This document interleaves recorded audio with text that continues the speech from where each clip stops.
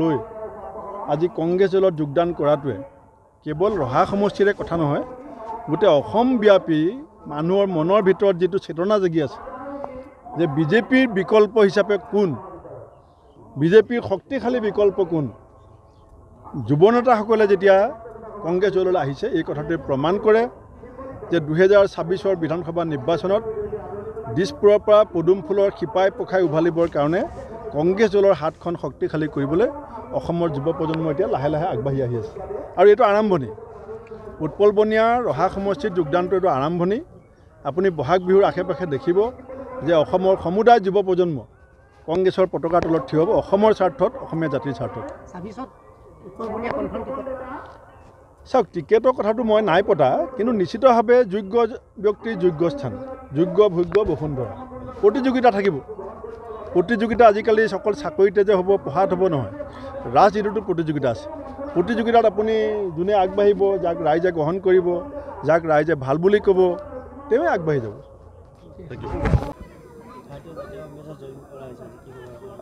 নিশ্চয় আজি মোৰ কাৰণে আচলতে এটা পবিত্ৰ দিন, যিহেতু সমগ্ৰ অসমতে হোলী উৎসৱ চলি আছে।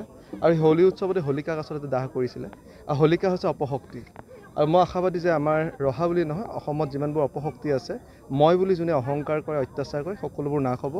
আৰু এই পবিত্ৰ দিনটোতে যিহেতু মই যোগদান কৰিছোঁ, আৰু যিহেতু পবিত্ৰ ৰমজান মাহো চলি আছে, মই আশাবাদী যে এই যোগদান কাৰ্যসূচীয়ে আমাৰ সমগ্ৰ ৰহাত এটা নতুন উদ্ভাৱন হ'ব। আৰু নিশ্চয় কংগ্ৰেছৰ যি ধাৰা আছিল সেই ধাৰা অব্যাহত থাকিব। নিশ্চয় এগৰাকী আচলতে মই কা বিৰোধী কৰা এগৰাকী ব্যক্তি, আৰু যিহেতু মই চালোঁ যে বিভিন্ন ধৰণৰ সকলোবোৰ চাই চিতিহে আচলতে মই কংগ্ৰেছ দলত যোগদান কৰিছোঁ। আৰু এগৰাকী নিষ্ঠাৱান কংগ্ৰেছ কৰ্মী হিচাপে ভৱিষ্যতৰ দিনত সকলোবোৰ কাম কৰি যাম। 1000ৰো অধিক লোকে যোগদান কৰিছে।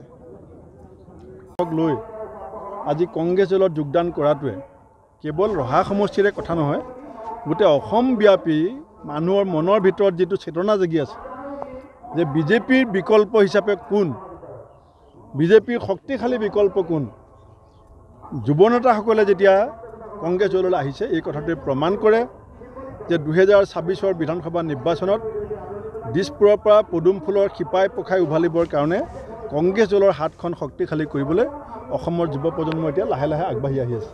আৰু এইটো আৰম্ভণি, উৎপল বনিয়াৰ ৰহা সমষ্টিত যোগদানটো এইটো আৰম্ভণি। আপুনি বহাগ বিহুৰ আশে পাশে দেখিব যে অসমৰ সমুদায় যুৱ প্ৰজন্ম কংগ্ৰেছৰ পতাকাৰ তলত থিয় হ'ব, অসমৰ স্বাৰ্থত, অসমীয়া জাতিৰ স্বাৰ্থত। চাওক, টিকেটৰ কথাটো মই নাই পতা, কিন্তু নিশ্চিতভাৱে যোগ্য ব্যক্তিৰ যোগ্য স্থান, যোগ্য ভোগ্য বসুন্ধৰা, প্ৰতিযোগিতা থাকিব। প্ৰতিযোগিতা আজিকালি অকল চাকৰিতে যে হ'ব, পঢ়াত হ'ব নহয়, ৰাজনীতিতো প্ৰতিযোগিতা আছে। প্ৰতিযোগিতাত আপুনি যোনে আগবাঢ়িব, যাক ৰাইজে গ্ৰহণ কৰিব, যাক ৰাইজে ভাল বুলি ক'ব, তেওঁৱে আগবাঢ়ি যাব।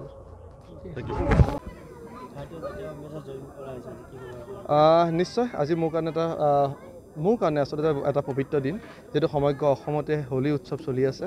আৰু এই হোলী উৎসৱতে হোলিকাক আচলতে দাহ কৰিছিলে। আৰু হোলিকা হৈছে অপশক্তি। আৰু মই আশাবাদী যে আমাৰ ৰহা বুলি নহয়, অসমত যিমানবোৰ অপশক্তি আছে, মই বুলি যোনে অহংকাৰ কৰে, অত্যাচাৰ কৰে, সকলোবোৰ নাশ হ'ব। আৰু এই পবিত্ৰ দিনটোতে যিহেতু মই যোগদান কৰিছোঁ, আৰু যিহেতু পবিত্ৰ ৰমজান মাহো চলি আছে, মই আশাবাদী যে এই যোগদান কাৰ্যসূচীয়ে আমাৰ সমগ্ৰ ৰহাত এটা নতুন উদ্ভাৱন হ'ব। আৰু নিশ্চয় কংগ্ৰেছৰ যি ধাৰা আছিল সেই ধাৰা অব্যাহত থাকিব। নিশ্চয় এগৰাকী আচলতে মই কা বিৰোধী কৰা এগৰাকী ব্যক্তি, আৰু যিহেতু মই চালোঁ যে বিভিন্ন ধৰণৰ সকলোবোৰ চাই চিতিহে আচলতে মই কংগ্ৰেছ দলত যোগদান কৰিছোঁ। আৰু এগৰাকী নিষ্ঠাৱান কংগ্ৰেছ কৰ্মী হিচাপে ভৱিষ্যতৰ দিনত সকলোবোৰ কাম কৰি যাম। 1000ৰো অধিক লোকে যোগদান কৰিছে।